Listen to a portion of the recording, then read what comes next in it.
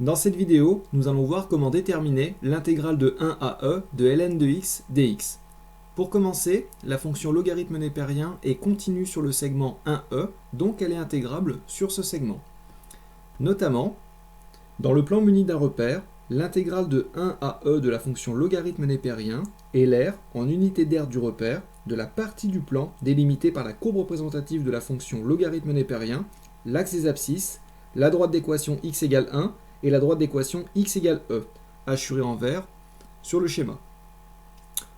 Pour rappel, petit e n'est rien d'autre que l'unique réel dont l'image par la fonction logarithme népérien est égale à 1 et la valeur arrondie au centième près de petit e est 2,72.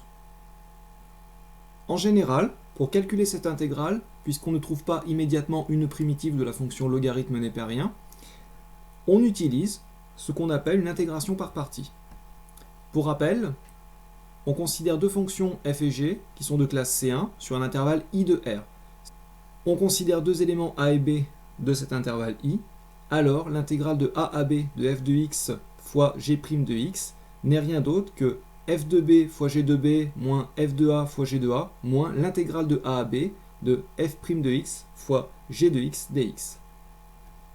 Dans notre exemple, on peut poser f de x égale ln de x et g de x égale x, et dans ce cas, la dérivée de f n'est rien d'autre que la fonction inverse, et la dérivée de g est définie par g' de x égale 1.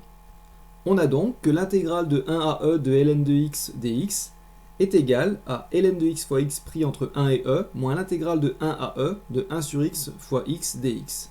Et en simplifiant, on obtient e ln de e moins 1 fois ln de 1 moins l'intégrale de 1 à e de 1 dx. Pour calculer l'intégrale de 1 à e de 1 dx, on peut déterminer une primitive de la fonction constante égale à 1 ou plus simplement s'intéresser à la droite représentative de cette fonction. Ainsi, l'aire à déterminer est l'aire d'un rectangle qui a pour dimension e-1 et 1, et il suffit donc de faire le produit de ces deux nombres pour avoir son aire.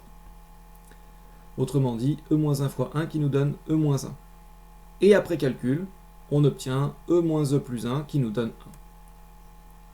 1. Ainsi, l'intégrale de 1 à e de ln de x dx est égale à 1.